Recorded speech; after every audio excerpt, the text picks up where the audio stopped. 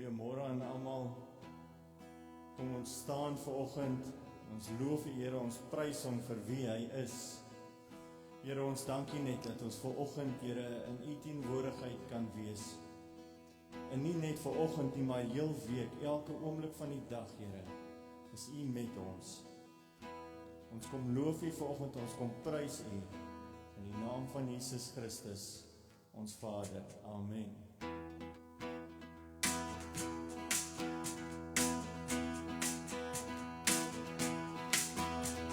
I'll praise in the valley, praise on the mountain. I'll praise when I'm sure, praise when I'm doubting. I'll praise when outnumbered, praise when surrounded. 'Cause praise is the waters my enemies drowning. So as long as I'm breathing, I've got a reason to praise the Lord, oh my soul. And I'm gonna praise the Lord, oh my soul. I'll praise when I feel it, I'll praise when I don't. I'll praise 'cause I know you're still in control. My praise is a weapon, it's more than a sound. My praise is the shout that brings Jericho down. So as long as I'm breathing, I've got a reason to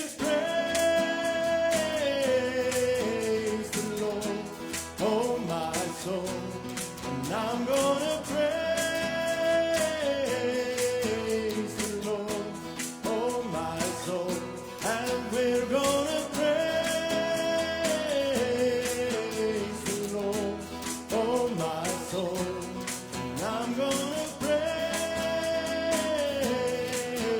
the Lord, oh my soul, oh my soul. I'll praise 'cause you're sovereign, praise 'cause you reign, praise 'cause you rose and defeated the grave. I'll praise 'cause you're faithful, praise 'cause you're true, praise 'cause there's nobody greater than you. I'll praise 'cause you're sovereign, praise 'cause you reign, praise 'cause you rose and defeated the grave. I'll praise 'cause you're faithful, praise 'cause you're true, praise 'cause there's nobody greater than you. We're gonna praise the Lord, oh my soul. And we're gonna praise the Lord, oh my soul. Yes, we're gonna praise the Lord, oh my soul. And I'm gonna praise the Lord, oh my soul, oh my soul.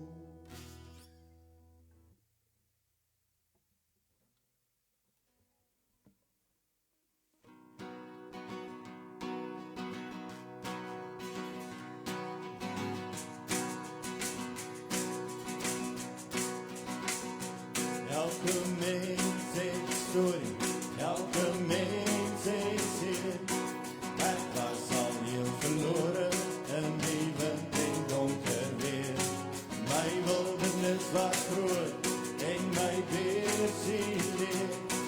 Toe gee hy my Here om te glo. Hy sal my nooit los nie en hy sal my nooit vergeet. Waar vandaan ek kom en als wat ek nou weet. In 'n wêreld vol bekleiding het die vrede my nou weer. Ek gee my Here om te glo.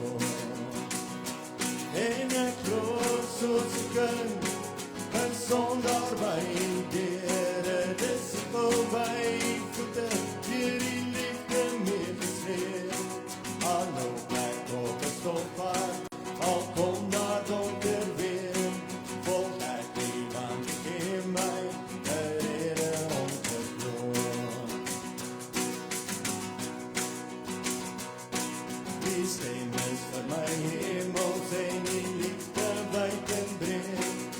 Die lig in al my donker, die een wat my vergeet. Ek is lief vir U met alles, ek is lief vir U met niks.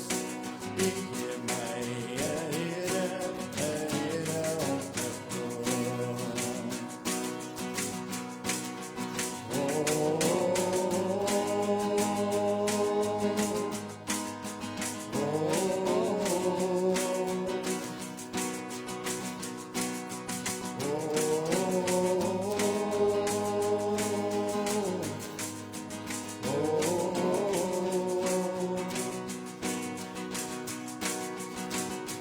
En ek groot soos ek kan, 'n sondaar by U, Here, disipel by U voete, hier in liefde mee gesleer. Ja, ek groot soos ek kan, 'n sondaar by U, Here, disipel by U voete, hier in liefde mee gesleer. Al loop ek op 'n stompbaan, al kom daar donker weer, volg ek U want U gee my 'n Here om te groot. Volg ek U want U gee my 'n Here om te groot. Ja, volg ek U want U gee my 'n Here om te groot.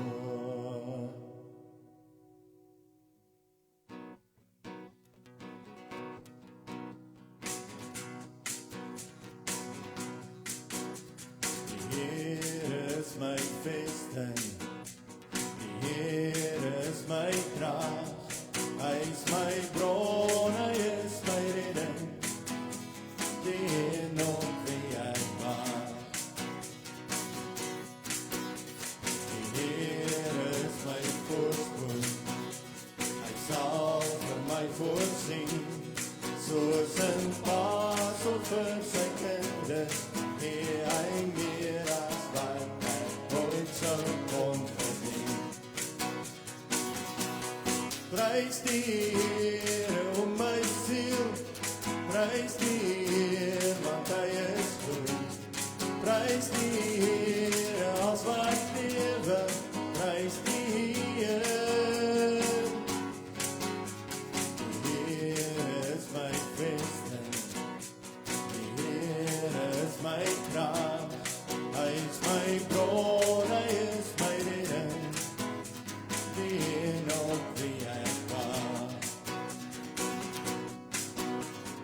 Die Here is my voorspoed, Hy sal vir my voorsien, soos 'n paas op vir sy kinders, gee Hy meer as wat ek ooit sou kon verdien. Prys die Here om my siel, prys die Here want Hy is goed. Prys die Here as wat lewe, prys die Here. Prys die Here om my siel, prys die Here want Hy is goed. Prys die Here as wat lewe, prys die Here.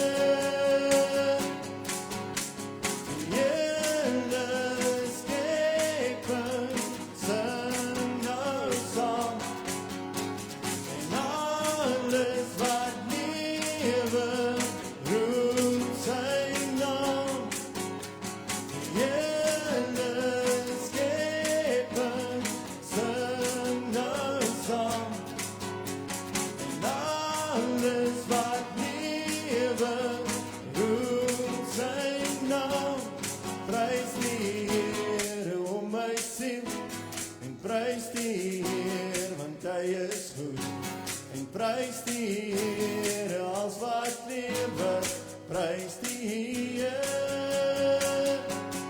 Prys die Here om my siel, prys die Here want Hy is goed. Prys die Here as wat lewe, prys die Here. Prys die Here.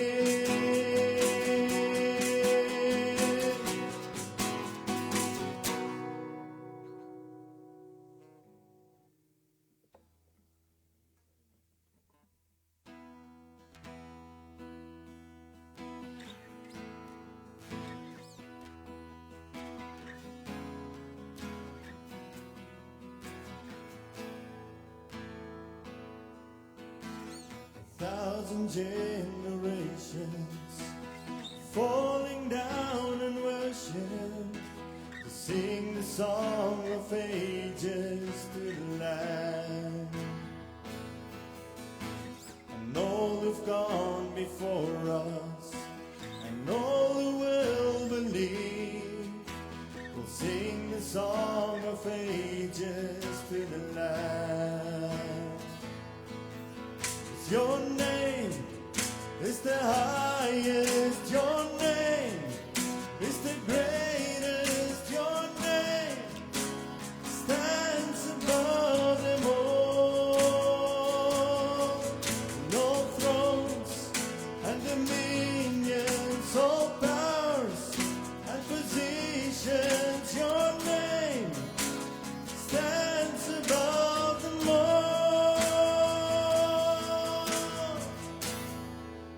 And the angels cry, holy, no creation cries, holy, and you are lifted high, holy, holy forever.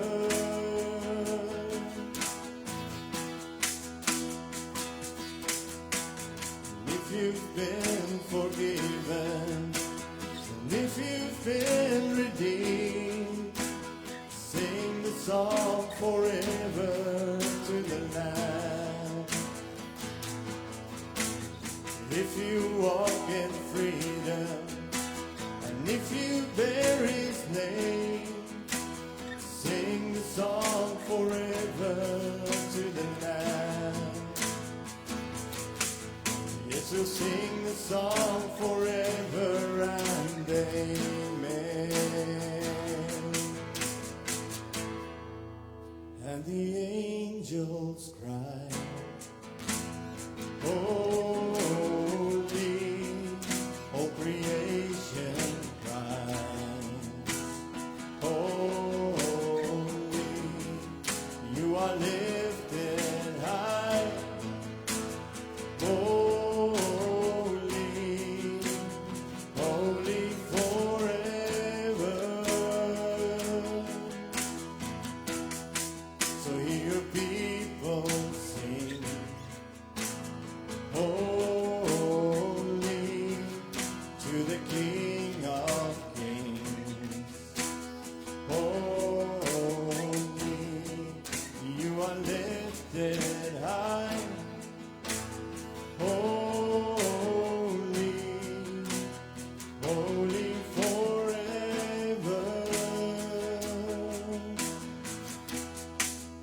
And the angels cry, holy, all creation cries, holy, you are lifted high, holy, holy forever. Hear your people sing, holy, to the King of Kings, holy, and you will always be holy, holy forever. So hear your people sing, holy, to the King of Kings, holy, and you will always be holy, holy forever.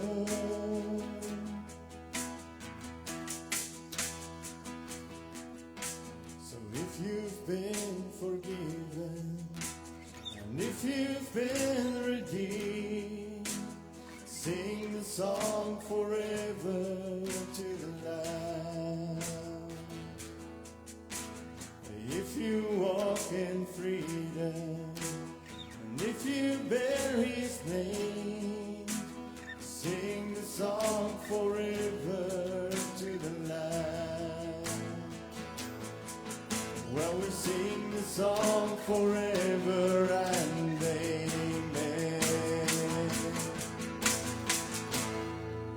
And the angels cry, holy, all creation cry, holy, 'cause you are lifted high, holy, holy forever. Hear your people sing, holy to the King of Kings, holy, and you will always be holy, holy forever. Hear your people sing, holy to the King of Kings, holy, and you will always be holy, holy forever.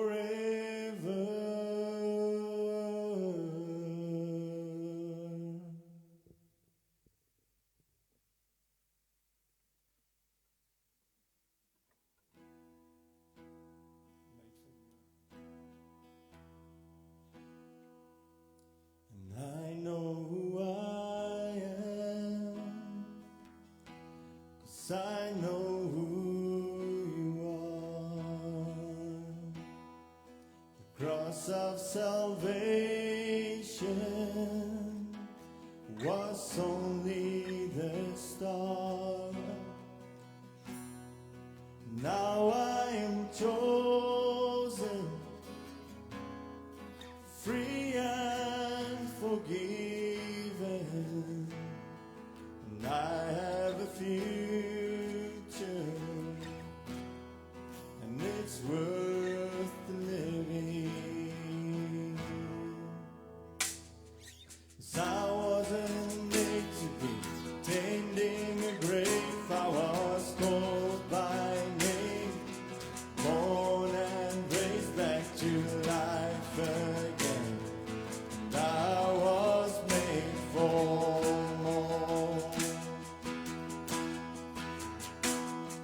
So why would I make bed in my shame when a fountain of grace is running my way? And I know I am yours. And I was made for more. And I know who I am, 'cause I know who you are. The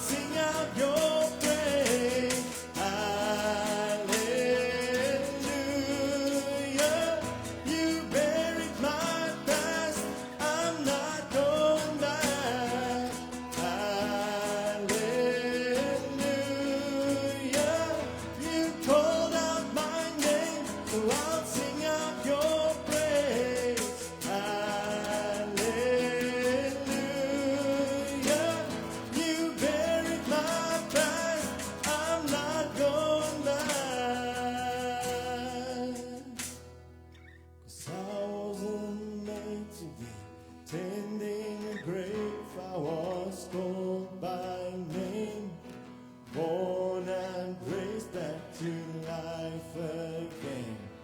And I was made for more. So why would I make a bed in my shame when a fountain of grace is running my way? And I know I am yours, and I was made for more. 'Cause I wasn't made to be tending a grave. I was called by name, born and raised back to life again. And I was made for more. So why would I make a bed in my shame when a fountain of grace is running my way? I know I am yours, and I was made for more. Lord, and I know I am yours, and I was made for more. Yes, and I know we are yours, and we are made for more.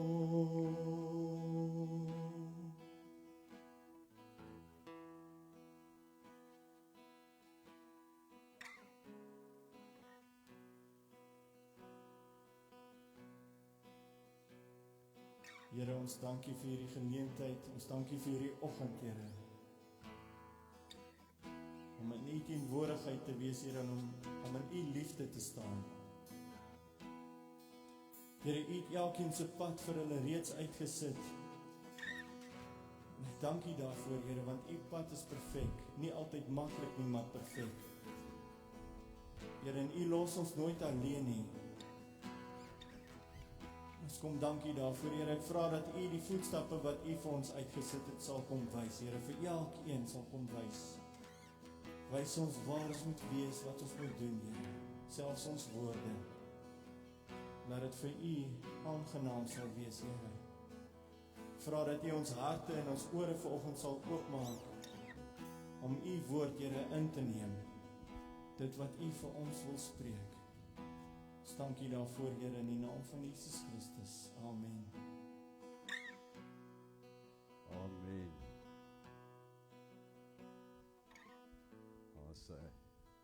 Baie dankie aan die musiekspan.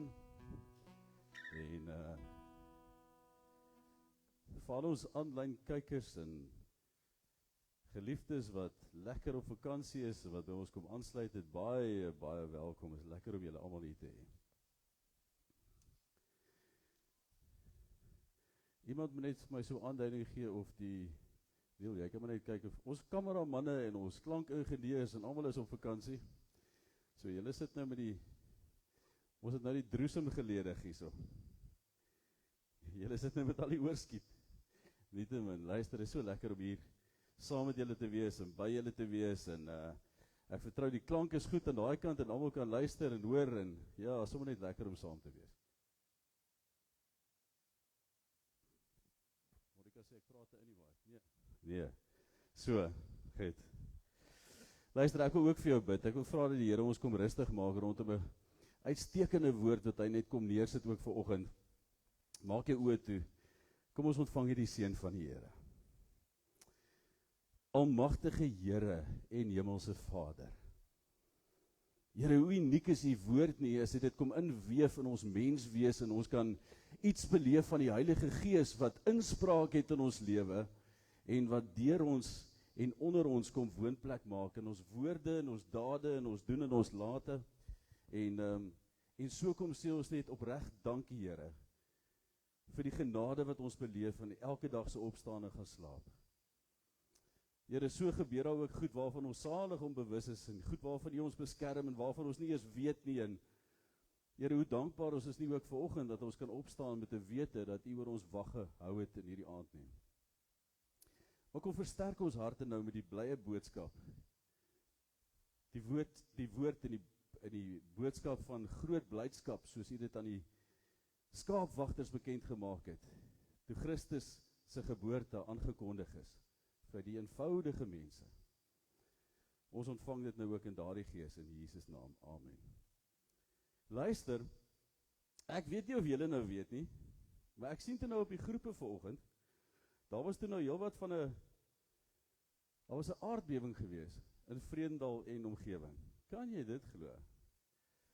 'n Aardbewing van alle goed nou hier in ons omgewing. So ek weet nie of julle dit dalk ervaar het of gevoel het of beleef het nie.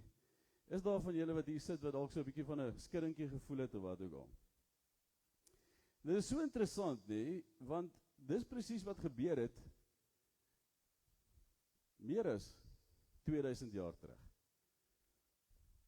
Daar het 'n aardbewing gebeur en 'n skudding het plaasgevind en dit het mense se lewens uitmekaar uitkom ruk soos hulle gedink het. Hulle doen nou als reg en goed en hierdie godsdienstige gebruike van die dag en dies meer. Maar dan staan daar hierdie skrif in Hebreërs 12 vers 26. Monica het my sommer nou weer herinner daaraan, vanoggend toe ons opgestaan het. En die skrifgedeelte sê so mooi, en daai gedeelte staan daar, destyds het sy stem die aarde laat wankel, kan julle onthou daar by Exodus? Maar nou het hy aangekondig, nog eenmaal sal ek nie alleen die aarde laat bewe nie, maar ook die hemel. Dis die Here wat so sê. En ek dink sommer net oor aardbewings en omstandighede en situasies in my lewe. Toe ons nou vanoggend opstaan, sê Monica, het jy die aardbewing gevoel? Ek sê nee, ek het net gedink ek het lekker geslaap, want ek snork nogal taamlik en maak het 'n ligte beweging in die huis. Maar toe ons nou kyk, toe kan ek nou sien die konies, wat is daai mooi Afrikaanse woord wat julle gebruik daarvoor? Nee, dis onder. Kwartronde is onder. Maar die afwerking hier bo by hier's nou puriste wat my nou wil reghelp, maar ek ontvang dit sommer daar in die chat. Skryf vir my, wat is die mooi Afrikaanse woord vir konishing? Maar dit werk die plafon so mooi van die muur af en dit maak dit so toe. OK.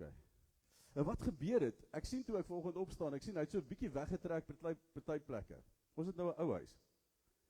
En ek sien waar die muur ook reggemaak is, waar aangebou is of wat ook al, is daar so ligte windbarsies nou. So ek beleef nie noodwendig die aardbewing nie. Ek is nie noodwendig wakker as dit gebeur nie, maar ek kan die effek daarvan sien. Dis Desember. Meeste van die ouens is op vakansie, maar meeste van die ouens eindig op in my studeerkamer en sit so teenoor my, soos wat ek nou hier teenoor julle sit, en kom sê vir my, luister gou, my lewe is geskit die afgelope tyd. Ek weet nie wanneer dit gebeur het nie, ek was nie eens bewus dat dit gebeur het, maar ewe skielik kom ek agter, ek sien die effek daarvan, en my kind verloor, of my huwelik is tot 'n einde, of wat ook al die situasie is. So ek wil vir jou sê, dat net soos wat ons nie die aardbewing kon voorspel het nie, of beleef het nie, wil ek nou ook vir jou sê, sal ons ook nie die Here se koms kan voorspel. As jy wakker word, as jy nie reeds wakker is nie, dan sal jy ook maar net besef dat hy hier is.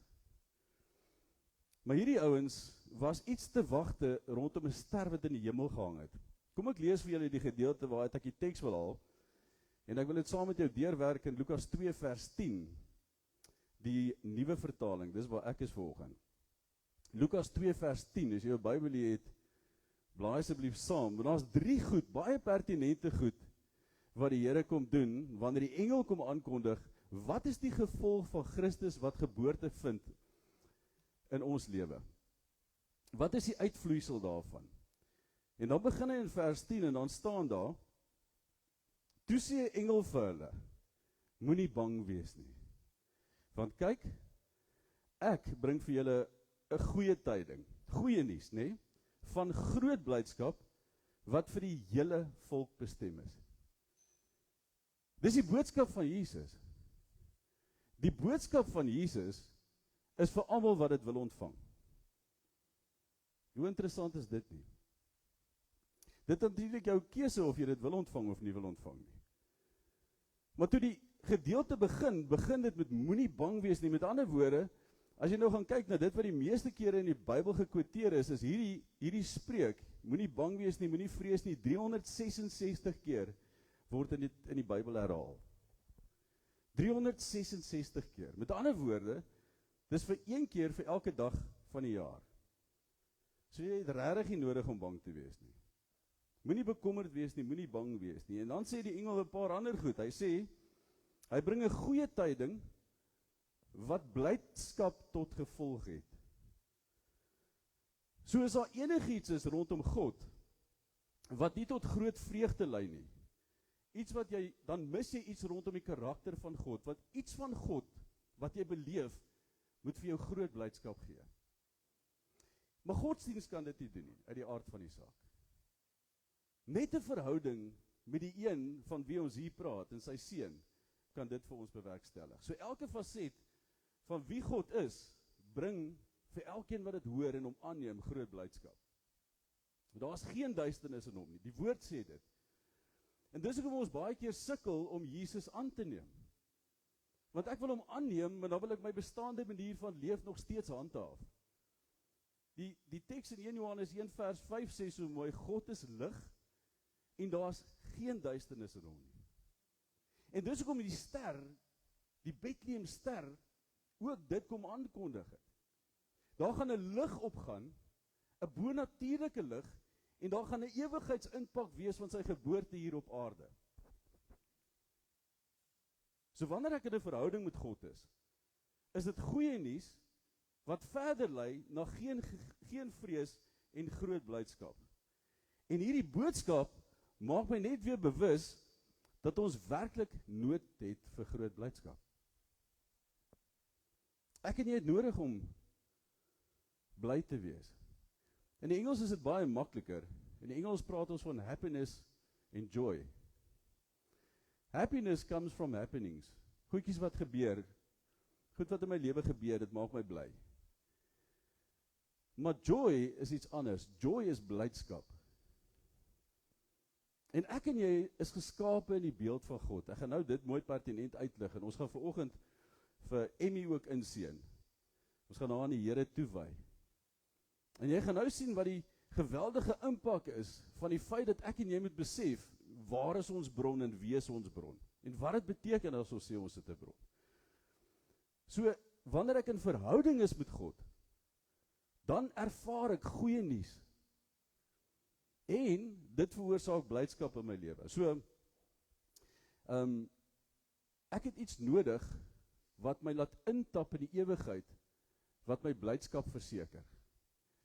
Die rede hoekom jy op verlof gaan, die rede hoekom jy op vakansie gaan, die rede hoekom jy sekere goed doen in jou lewe, is vir een enkele doel, dis om vervulling te kry op een of ander manier. As dit nie was nie, sê dit nie gedoen het nie. Daar's 'n rede hoekom jy doen wat jy doen. Selfs die wat middelafhanklik is en verslaaf is, doen dit vir 'n baie spesifieke rede, want daar's 'n uitkoms wat ek wil hê, en dis hoekom ek hierdie ding doen, want ek wil graag dit hê. En uiteindelik wil ons die blydskap wat die Here verseker in ons lewe, probeer vervang met tydelike goed. Die blydskap is gesetel in ewigheid, en dit word net gevind in die Here, en ek wil julle daartoe lei. Maar daar gebeur 'n klomp goed voor Jesus se geboorte, 2 goed, pertinent, daar's 'n genesing wat gebeur, daar's 'n wonderwerk wat gebeur. Nog voordat Jesus gebore word Elisabeth swanger. Elisabeth kon glad nie kinders hê nie, haar man Johannes was so skepties, dat die Here hom met stomheid geslaan het, sodat hy nie negatief moet wees oor dit wat gebeur nie.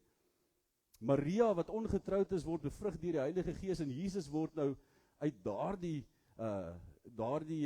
huwelik tussen hom en Josef, wat nog nie eens gesluit is, word dit gebore. En dit is absoluut bonatuurlik, dit wat God kom doen. Maar daar is 2 groepe mense wat ek geleer het in die wêreld wat blydskap nodig het. Die eerste groep is mense wat tans op die kruin is van hulle lewe, wat die hoogtepunt van die lewe bereik het. Jy weet, dis die ouens wat sê, my jaar het presies uitgewerk soos wat dit moes. Alles het volgens plan verloop. Ek het alles, behalwe groot blydskap. Ek het die regte kar, ek het die regte fiets, ek het die regte dit, ek het die regte dat, ek het 'n klomp geld en dit, maar iets kort. En ek kon dit nooit verstaan as ek lees van welgestelde manne wat in groot posisies sit, wat vernaam is, wat dan nog steeds hulle hand in hulle eie lewe slaan nie. Ek kon dit nooit klein kry nie, want my grootste begeerte is dan nou om welaf te wees en prominent te wees en al hierdie goed te hê, maar soos ek die Here leer ken het en begin om dien het ek besef, daar's geen ewigheidswaarde in daardie goed nie. En so, dis die eerste groep, wat op die kruin van hulle lewe is, wat hulle loopbaan besig is om te klim, waar hulle moet wees, wat alles het wat hulle het, en dan sê C.S. Lewis, as niks in hierdie lewe jou kan bevredig nie, is die kans waarskynlik goed, dat jy geskep is vir iets groter.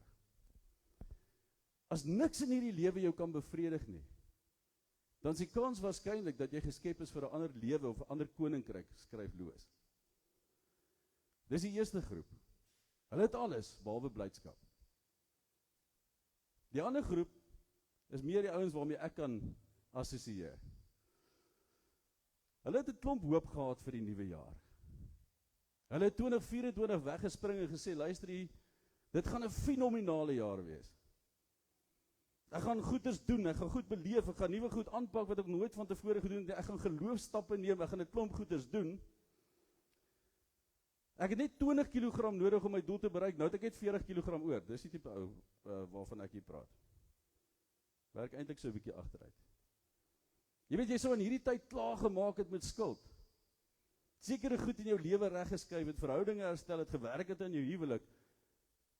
En nou kom jy op 'n punt waar jy ook mismoedig is. Anders as hierdie ouens wat op die kruin van hulle lewe is en alles is, het hulle seker 'n klomp goed gehad wat nie uitgewerk het soos wat hulle wou nie, en nou is hulle mismoedig.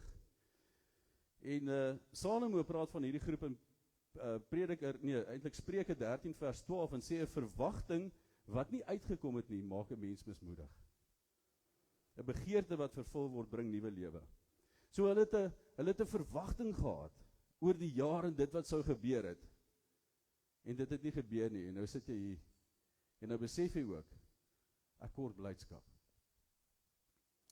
Ek onthou 'n geleentheid in die Bybel, waar hierdie klomp Israeliete by 'n fees is. Die fees het te doen met water, en hulle noem dit ook die loofhuttefees.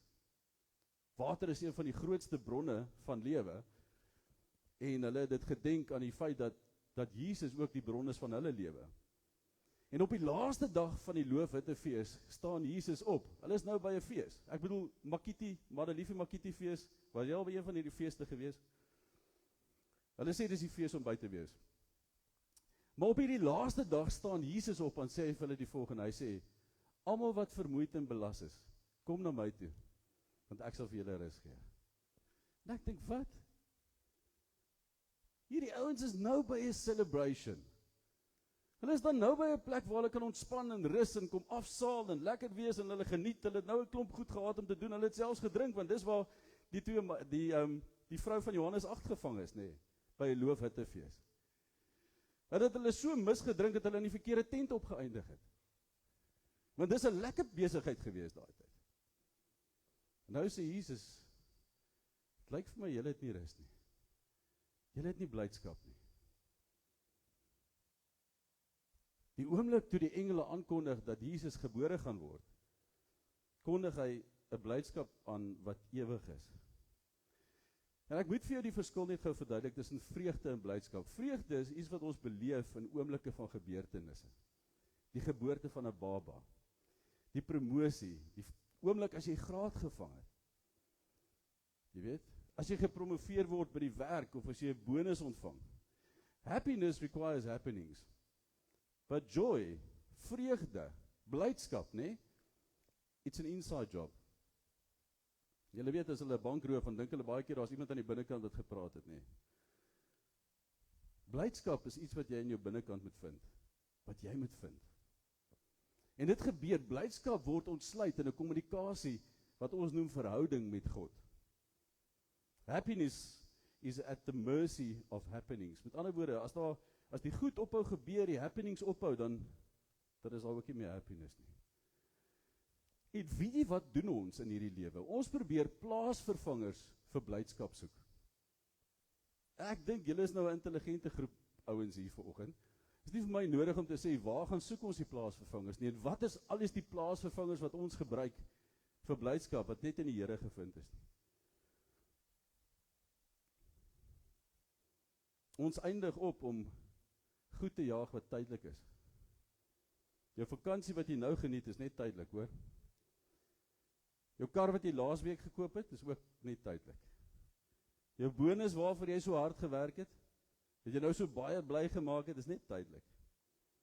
Die goed wat jy so jaag, is 'n vraag wat ek aan my gevra het vanoggend toe ek weer voorberei. Toe sê ek, jong, die goed wat ek so jaag, hierdie wegbreuke en hierdie dit en hierdie dat en hierdie ding en hierdie hoogste sport wat ek wil bereik en al hierdie goeders, het ek dit? Met ander woorde, beheer ek dit of beheer dit my? Nou hoe sal ek weet of dit my beheer? Hoe weet ek of ek dit het en of dit my het?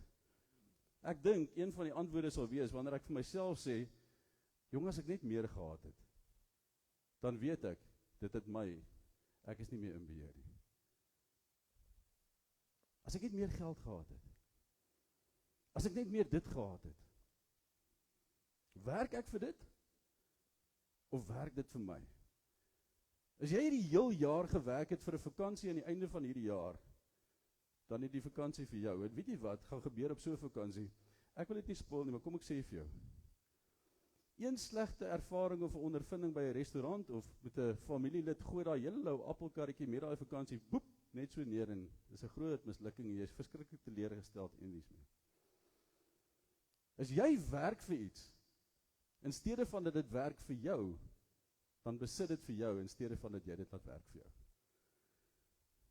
My punt is, wat ook al ek doen, sonder dat my blydskap volkome is, het die potensiaal om my te vernietig. Al probeer dit, al is dit iets wonderliks of nice. As my blydskap nie volkome is nie, en ek probeer 'n verhouding met my vrou aanknoop, dan gaan ek altyd probeer dat sy my blydskap volmaak, en sy kan dit nie doen nie. My blydskap word vol deur tyd wat ek spandeer met die Here. As ek my blydskap in werk soek, sal dit ook val, want ek bedoel, werk kan my nie bly maak nie. My blydskap kom uit die Here uit. So sê die skrif in Efesiërs 5:18, moet julle nie aan drank te buite gaan nie, daarmee gaan losbandigheid gepaard. Laat die Gees julle vervul. Moet julle nie aan drank te buite gaan nie, nee? Daarmee gaan losbandigheid gepaard. Laat die Gees julle vervul. Nou, dit sê dit moeilik in Afrikaans. Kom ek sê net gou vir jou wat ek wil doen met die Engelse gedeelte. Die Engelse gedeelte sê, don't be drunk with wine, because that will ruin your life. Instead, be filled with the Holy Spirit. Met ander woorde, daar's 'n oormaat. Kom ons vat drank uit die prentjie uit. Kom ek sê vir jou, moenie dronk word van geld nie. Moenie dronk word van dit of dat of sis of so nie. Moenie dronk word van goedkeuring nie. Moenie dronk word van aanvaarding nie. Ons raak dronk van hierdie goeders, omdat ons blydskap uit dit soek, en ons gaan onsself te buite met soveel goed, wat geen ewigheidswaarde het nie. Dit waarvoor jy so hard werk, het dit enigstens ewigheidswaarde in hierdie dag en uur waar jy nou sit? Hoe het dit jou lewe geïmpakteer? Kan dit jou lewe enigstens beter maak? Dis hoe ek bepaal wat prioriteite is in my lewe.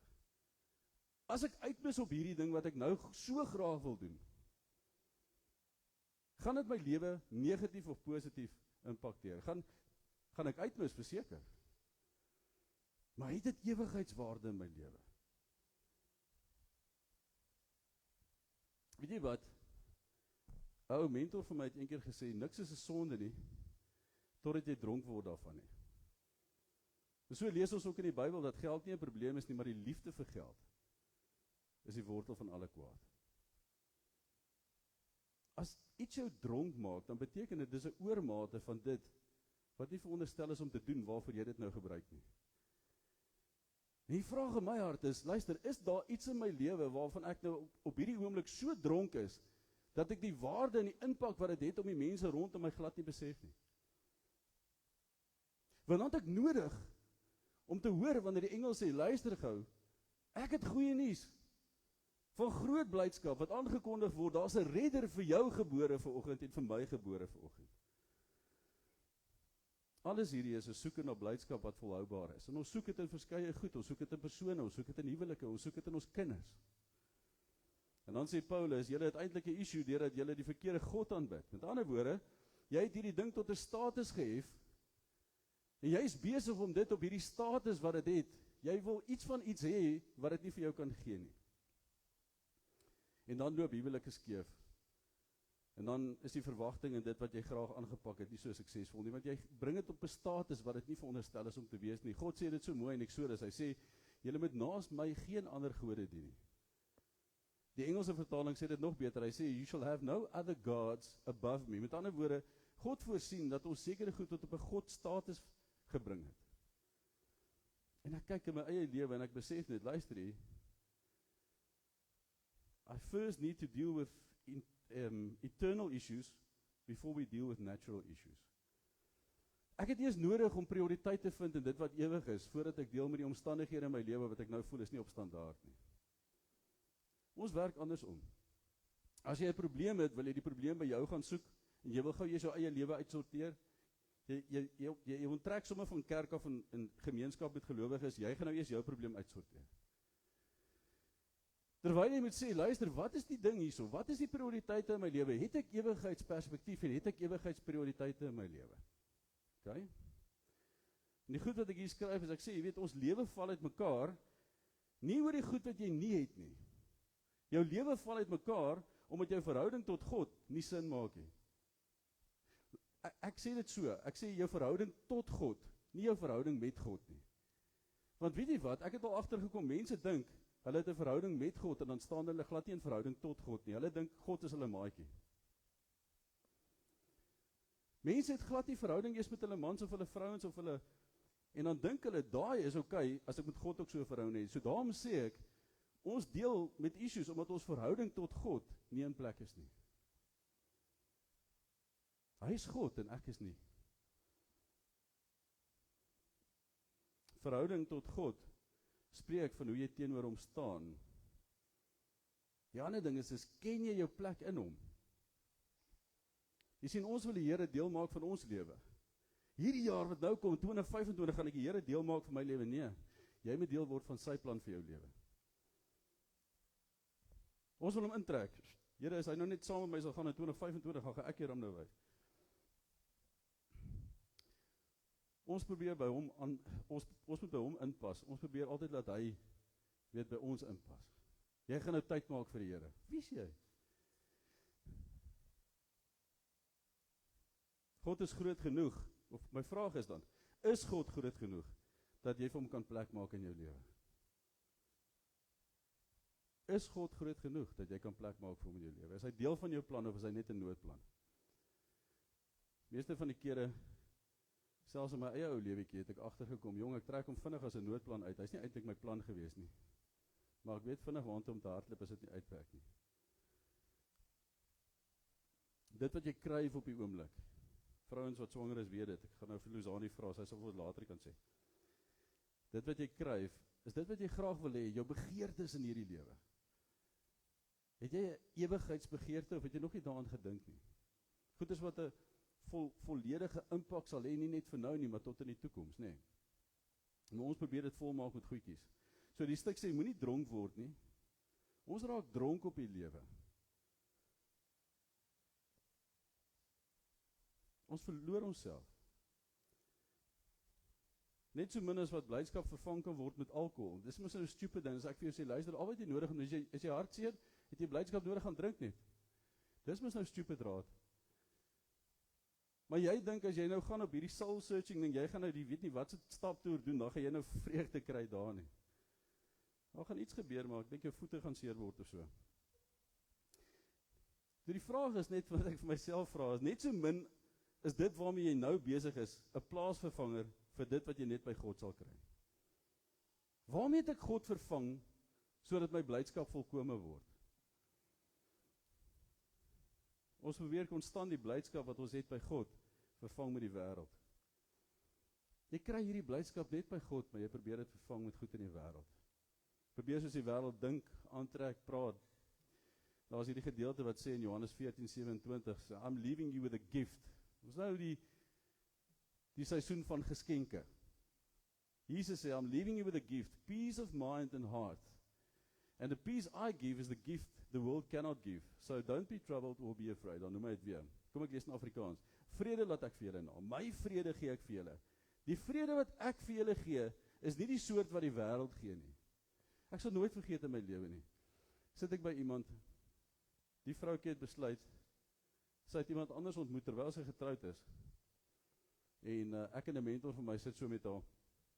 En sy sê, weet jy wat, ek gaan na my man skei, ek het die grootste vrede.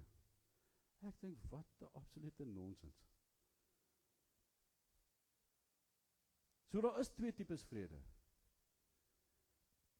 Daar's 'n vrede wat die wêreld gee en daar's 'n vrede wat Jesus gee. En die verskil tussen die twee is, die vrede wat Jesus gee, kan nooit weggevat word van jou af nie. Vrede wat die wêreld gee, is nie volhoubaar nie. Matteus 4 vers 4 staan daar ook, en daar staan daar, hy sê vir hulle, dis nou, hy praat met die Satan, want die Satan wil vir hom ook blydskap gee. Satan sê vir Jesus, daar staan geskrywe, 'n mens leef nie net van brood alleen nie, maar van elke woord wat uit die mond van God uitkom.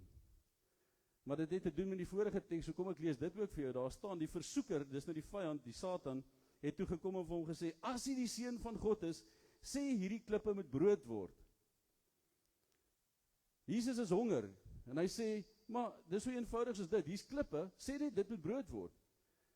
En Jesus in my parafrase sê, nee, dis nie die plan nie, dis eerder nodig dat ek sê, hierdie klippe moet woord word. Die goed wat 'n struikelblok is, die goed wat jou swaar laat kry, die goed wat, dit moet 'n woord word in jou. Dit moet iets wees waarmee God in jou hart kan kommunikeer. Dis vir my so mooi, toe Jesus sê, 'n mens lewe nie net van brood nie, Lucifer, wat weet jy ook nou? Ons lewe net van brood. Luister, brood mif, hoor? Julle het nog nie kinders nie, maar ons brood hou nie so lank dat dit kan mif nie, maar ek het al gehoor die ouens sê. Daai manne daar invaar, as dit sny en dan sny en dan sny, broer, jy sien nie die einde van daai ding nie.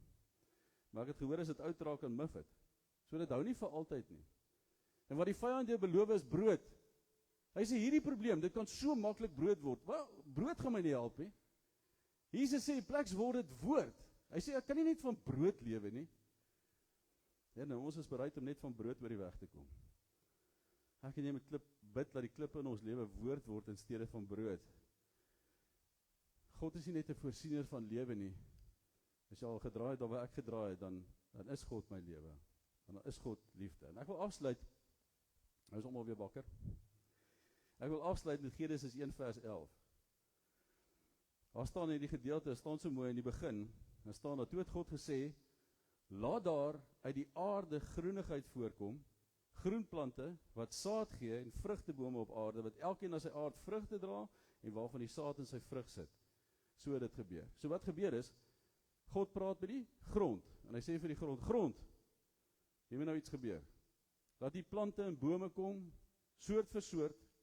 Jy weet, God is nie te mekaar nie. Hy het hulle ook geskaap, man en vrou, pertinent, so net daai uit die weg uitkry.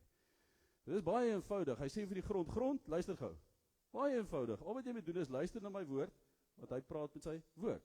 Hy sê, bring plante voort, bring bome voort, en luister gou, hier kom Adam die oggend, hy staan op, hy wil vir Eva verras met 'n pragtige bos blomme, die oomblik toe hy dit ontkoppel van die bron, toe begin die plante sterf. Is dit nie? As jy nou daai saad wat is in die grond het daar, by sy plaas, uit die grond uithaal, dan sterf dit. Nie waar nie? Die boom, die blom, die dit, want dit is van die bron ontkoppel. Kom ek noem nog 'n voorbeeld. Die 5de dag, sê hy vir die water, hy praat met die water, hy sê, water, ek soek die volgende, ek soek visse, en goed wat kruip, en dit en dat, en so, en woeps, daar is al visse. Nou gaan vang jy vis, en haal jy vis uit water, en kyk hoe lank leef hy. Vis kan nie sonder water nie, dis sy bron. En toe God die mens gemaak het, met wie praat hy toe? Met homself. Maar so mooi, God het gesê, Genesis 1:26, kom ons maak die mens, as ons verteenwoordiger, ons beeld, sodat hy kan heers. God praat met homself, hy sê, luister gou, kom ons maak die mens. En dan wat gebeur is, hy vorm hom uit, stof uit, nee, grond uit, Adama. En dan wat gebeur? Hy blaas hy asem, roog in hom in. As jy uit God uit onttrek, dan gebeur dieselfde wat gebeur met 'n plantjie wat uit die grond uitgehaal word en 'n visie wat uit die see uitgehaal word. Jy sterf, jy begin sterf. Nehemia 8 vers 11 sê, as julle die Here met blydskap dien, sal hy julle beskerm. Twee goed. Julle moet hom dien met blydskap. Dan sal hy julle beskerm. In Engels klink so. Daar staan, for the joy of the Lord is your strength. Jy dink jy moet net die Here happy hou. Nee, jy moet hom dien met blydskap. Dan is hy jou beskerming. Hoe kan my blydskap my beskutting wees? Kom ons sluit af daarmee. As hierdie engel kom aankondig dat blydskap kom deur die geboorte van Jesus, die feit dat ek hom aangeneem het, dis 'n verlosser en 'n saligmaker gebore vir my. Hoe kan my blydskap dan my beskutting wees? Hoe kan dit my wegkruipplek wees? Wel, as ek volkome blydskap beleef, as ek blydskap het in die Here, kom ek verduidelik dit vir jou so. As ek met 'n roomys in die hand staan, hoe gaan jy my nou probeer in die versoeking bring met 'n roomys in jou hand?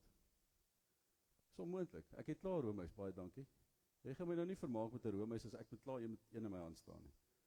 Maar as ek nie die roomys in my hand het nie, en jy staan en lek hom van hierdie kant af en daai kant af, jy's daar's ouens wat 'n yskriem kan lek hoor. Hy vat hom so van die koun af. Hoef julle eintlik wys. Luister, so as my blydskap volkome is in die Here, dan kan die wêreld my nie versoek met goed nie.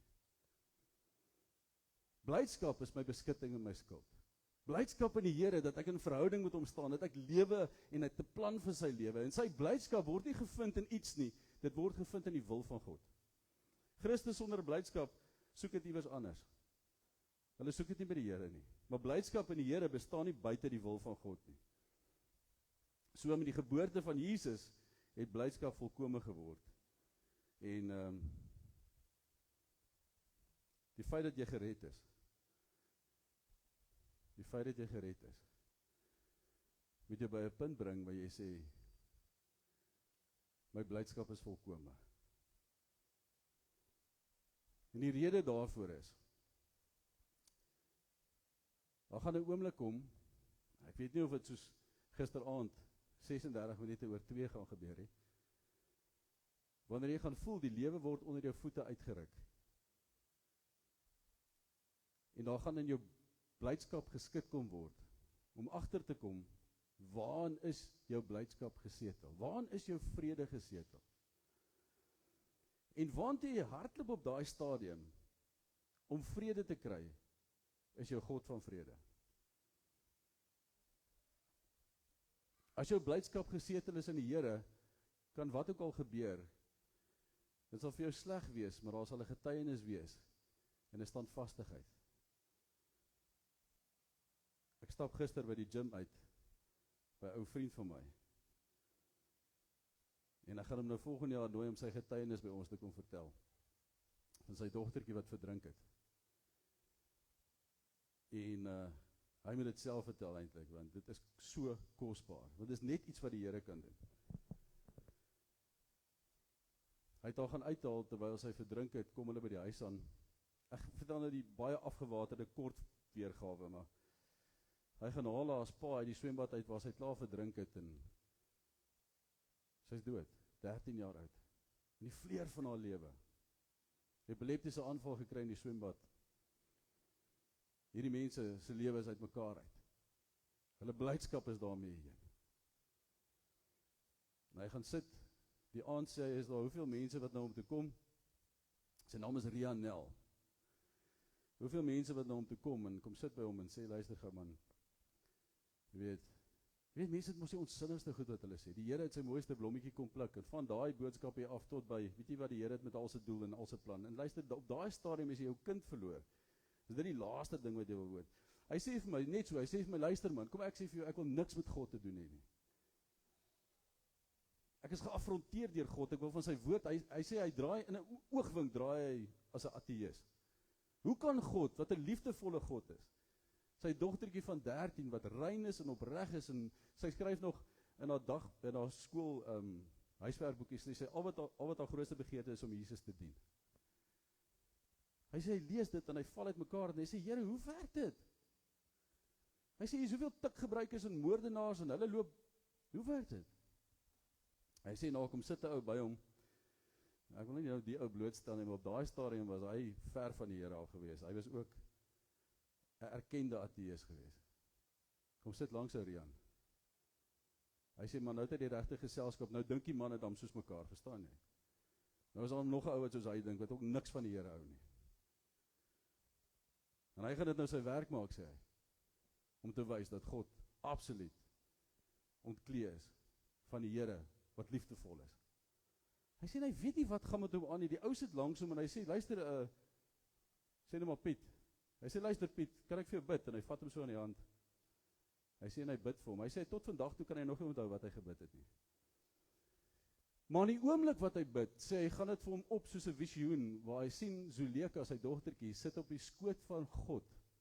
Hy sê, en hy verduidelik, jy weet, met groot deursigtigheid en met groot detail, hoe sy sit op die skoot van die Here, met 'n hand om sy nek, en sy waai vir hom, en sy sê, ek is okay. En toe hy amen gesê het, toe stap hy daar weg, toe hy die vrede en blydskap wat hy gehad het. Hy sê, en daai visioen dra hom vandag nog steeds deur. En hy sê sy huwelik is sterk. Gewoonlik as daar so 'n tragedie is, val huwelike uitmekaar, het ouers skei mekaar, neem mekaar kwaadlik, verag mekaar. En hy sê, dit het hom net sterker gemaak. Hy sê, daarom kan hy vandag sê, hy is 'n gelowige. Hy glo in God. Nou dink ek, dis al manier hoe ons gaan staande bly, is die Here in so 'n verhouding met jou is, dat hy vir jou omgee, tot op die laaste oomblik, waar jy sê, ek wil met jou niks te doen hê nie. Jou 'n beeld kom gee van wie hy werklik is. Dis blydskap. Dit kan die wêreld nie kom terugsteel nie. Ek wil vir jou bid en sommer net die seën van die Here oor jou lewe uitspreek.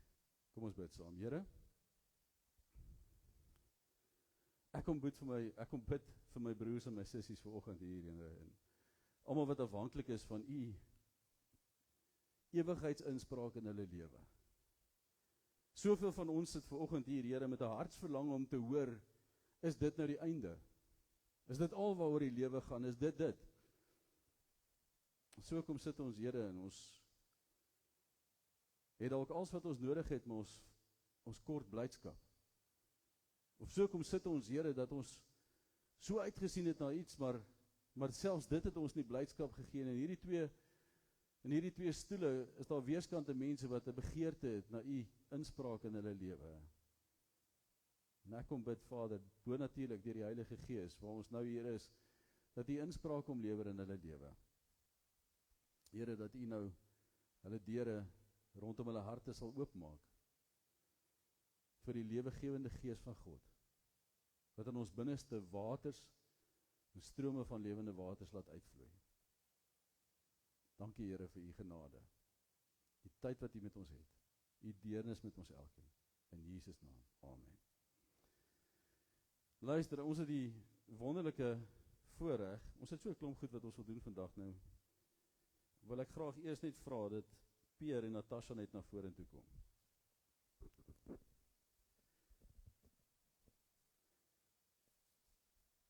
Ek dink Natasha is op soek na 'n kind. Sy sê, nou wat ek wil anders sê. Dit is so kosbaar om te weet dat die Here regtig stil staan by elkeen. Dat elke persoon vir hom belangrik is en elke kind so besonder is. En hierdie twee ouers, dis hulle tweede jongeling wat ons inseën. En ek wil vra dat julle asseblief vir ons die ou kleintjie bring, vir Emmy Anna Kriel, nee, dis die volle name, pragtig. En hierdie gesiggie, luister, ons is bitter lief vir haar. Baie, baie dankie, ouma.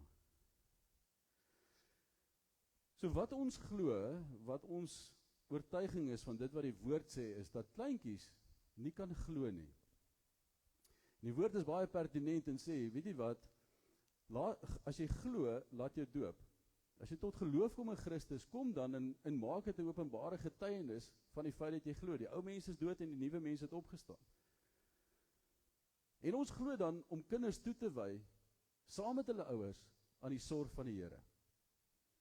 En waar ouers dan ook staan en sê, luister gou, die belangrikste ding vir ons op hierdie oomblik wat ons vir hierdie kleintjie kan gee, is verseker 'n dak oor haar kop, en is verseker die doeke wat sy nodig het, en al hierdie wonderlike aandag wat sy gaan kry, en so meer, maar wat ons vir haar wil hê, is 'n lewe in Jesus Christus. En vir dit om te gebeur, beteken dit 2 ouers moet in geregtigheid staan voor die Here. Okay? En daarom kom vestig hulle self hier aan my regterhand nou vanoggend om te sê, luister gou, ouens, al hierdie ouens wat hier sit, grootouers, gemeente, ons stap 'n pad met die Here.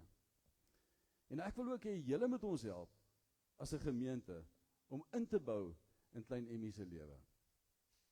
So, toe die disippels dit sien, waar 'n klomp ouers asseblief wil hê dat Jesus hulle kinders moet seën, toe sê hulle, nee man, luister, dit is nou nie sy werk nie, hy het nou nie gekom vir dit nie, hy is besig en hy is moeg, en die Here sê, weet jy wat, ek is nie te besig vir kinders nie.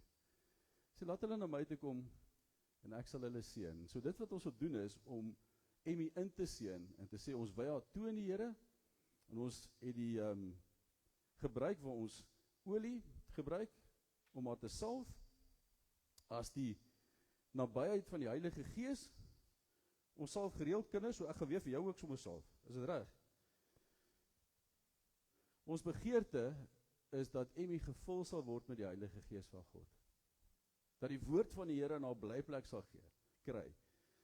En dat sy die rustigheid van Christus Jesus sal beleef, na mate sy tot kennis kom van wie hy is. So Vader, ek kom bid vir Emmy, en ek kom vra, Here, dat U haar sal vul nou met die Heilige Gees. Die volheid van die Gees, Here. Daar's nie 'n junior Heilige Gees nie, die volheid van die Gees inwonend kom wees, wat haar sal neig na dit wat God haar voorgeroep het. Here, dat U haar sal grootmaak in die weë van Christus. Here, dat U haar sal oprig. U haar sal toerus, Here. U haar voete en haar hande bruikbaar sal maak vir dit wat voor lê. Here, baie dankie vir kinders wat ons nou seën in die naam van Jesus Christus. Vir die liefde en genade.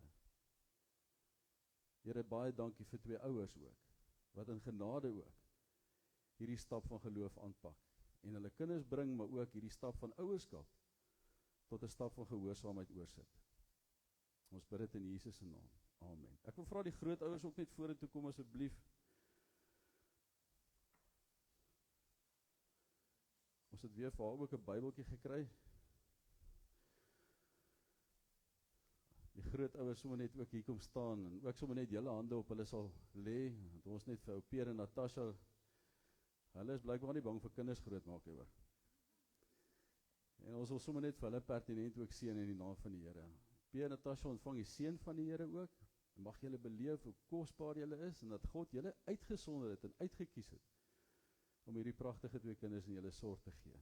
En mag julle besef dat dit 'n groot geskenk is, dat die Here vir julle seën en toerus in elke faset, genade ook gee, om in hulle lewe in te bou, met die seën van die Here. Dankie ook aan die grootouers, wat 2 pragtige mense groot gemaak het. Here, ons kom staan ook in afhanklikheid van hulle insaag en belegging van wat dit in hulle lewens is, wat hulle ook oordra in hierdie kinders se lewens. Ons bid dit in Jesus se naam. Amen. Amen. Baie, baie dankie julle. En dan wil ons afsluit met nagmaal, en ek wil vra dat Neil en Adrian my sommer net gou gaan help hiermee, sommer net vir ons ouens uitdeel hierso. Ons gaan die jaar afsluit in versoening met die Here. En dis die mooi van nagmaal. Die feit dat Jesus vir ons gebore is, maar hy het ook vir ons gesterf, nee.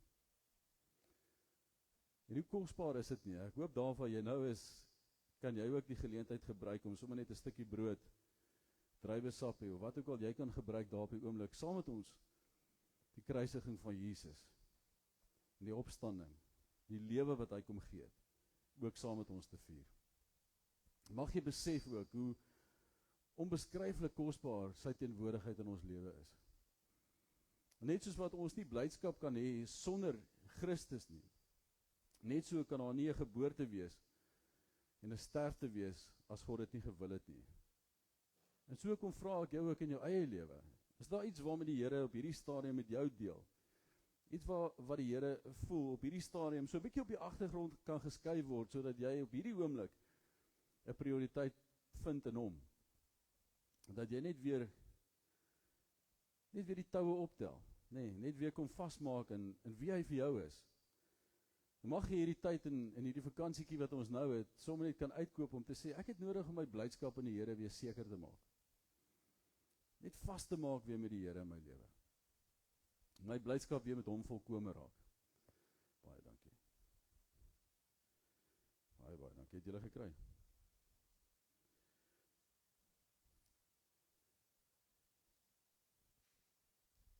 Dis waarmee ek graag die jaar wil afsluit en ons wil ook graag die nuwe jaar so begin deur om te sê, weet jy wat? As ek as 'n gelowige hierdie simboliek gebruik, hierdie sakrament gebruik van 'n broodjie en druiwesap, dan beteken dit ek vereenselwig my met wie Jesus vir my is. Hy is die lewe, maar hy is ook die vergifnis van sonde. En so het ek nodig dat jy besef, soos hy gesê het ook vir die versoeker, mens kan nie net van brood alleen lewe nie, maar hierdie liggaam, sy woord wat vir ons kom gebreek is, ook vir ons oopgaan en oopgebreek word, deur die hoeveelheid kere wat ek en jy deur die woord werk. En so wil ek saam met jou ook, sy liggaam tot ons, en die verhouding waarin ons staan met Jesus, ook nou gebruik, in afhanklikheid, dat sy liggaam ons lewe gee.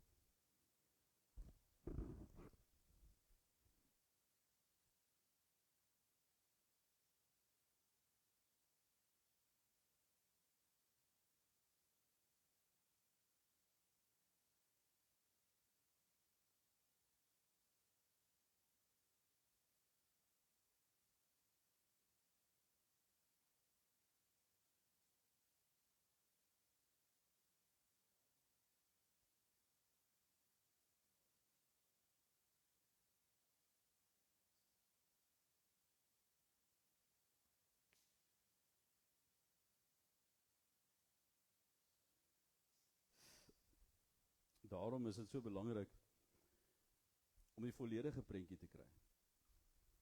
Ek en jy het ook nodig om ons sonde te getrou, of ons sondes getrou te bely. Die woord sê hy is regverdig, dat hy dit sal vergewe. En dat hy wat sê hy het nie sonde nie, eintlik besig is om vir homself te jok en God tot leenaar te maak. Daarom is dit nie nodig dat jy vasgevang word in jou sonde nie. Vasgevang word in jou tekortkominge nie, maar dat die reddende krag van God jou kom loskoop het.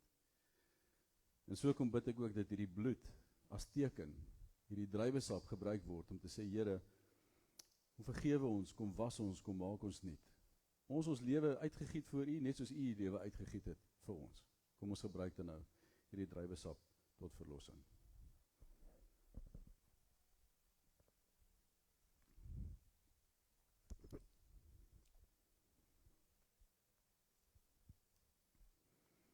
Ek gaan jou die geleentheid gee om saam met my te bid en die Here te vra vir sy vryspraak en sy blydskap oor jou lewe. Kom ons bid saam. Here, dankie dat U volkome mens ook volkome God is. En so kom vra ons nou ook, Here, dat in hierdie oggend U ons ontmoet op die plek waar ons nou sit. Here, ons besef ook die lewe raak so vel, die uitdagings raak so geweldig, dat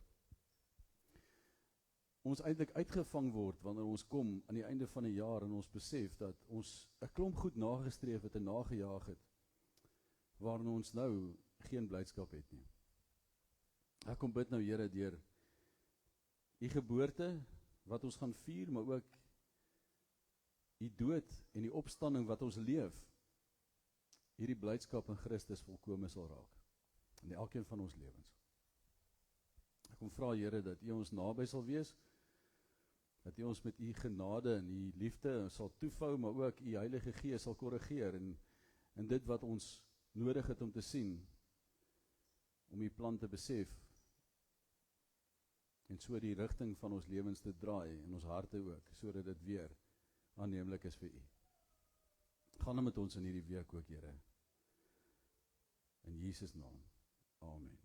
Ek gaan vra dat die aanbiddingspan vorentoe kom, ons gaan afsluit, en ek gee dan vir jou as gemeente die geleentheid om die Here te dien met jou offerande.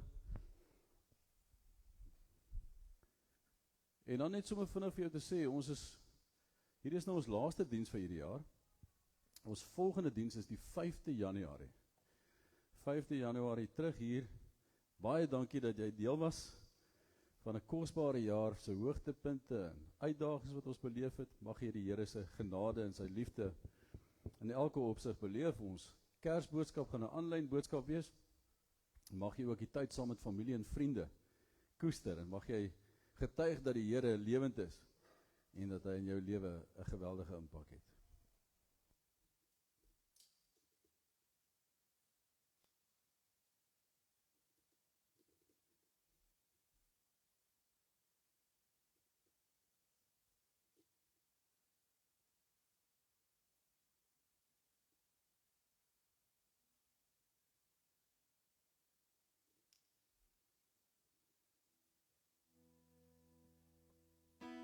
Kom ons staan, hierdie is nie net 'n lied vir oggend nie, maar hierdie is ook ons gebed, Here, vir oggend tot U.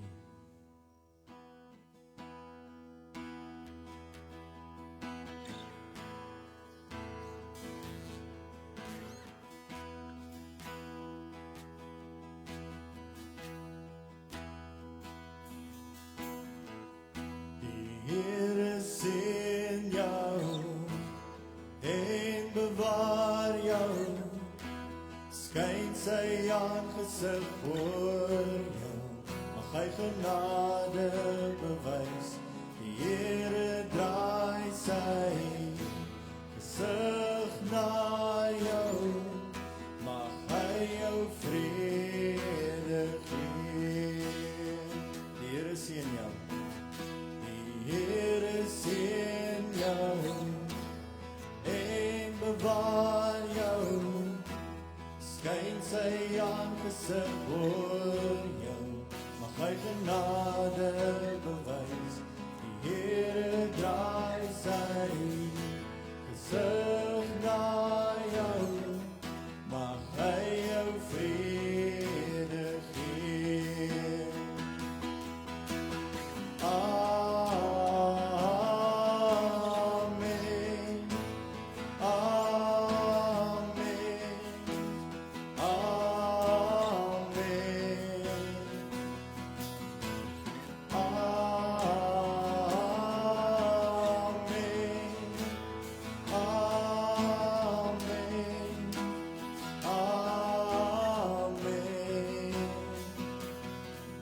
Sy guns is oor jou lewe en 1000 generasies, jou familie en jou kinders en al kinders en al kinders, mag sy vrede jou vooruit gaan, agter jou staan en langs jou staan, dit omring jou, hy is in jou, hy is met jou, hy is met jou in die oggend, in die aande, in jou doene, in jou late, hy omring jou, hy is in jou, hy is in jou, hy is in jou.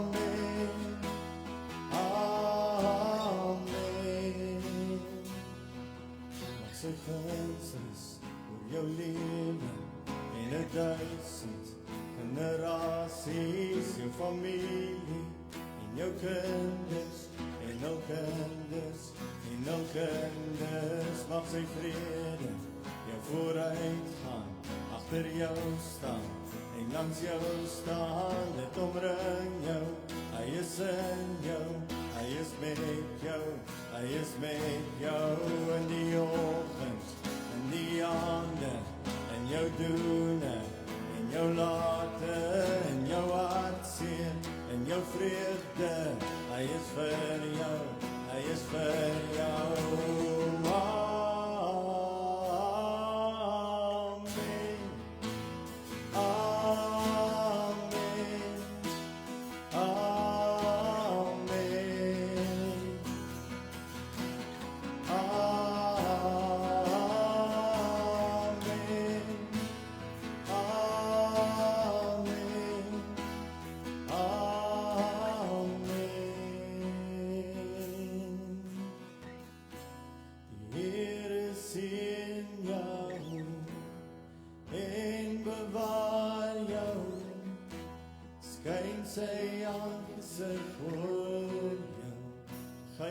genade bewys. Die Here draai sy gesig na jou, mag hy jou vrede gee. Mag hy jou vrede gee. So ontvang nou die seën van die Here, wat sy genade en sy liefde uitstort oor elkeen wat hulle harte draai na hom toe. Die woord sê so mooi, die oë van die Here deurkruis die aarde om hulle te vind wie se harte gedraai is na hom toe, sodat hy hulle kragtig kan ondersteun.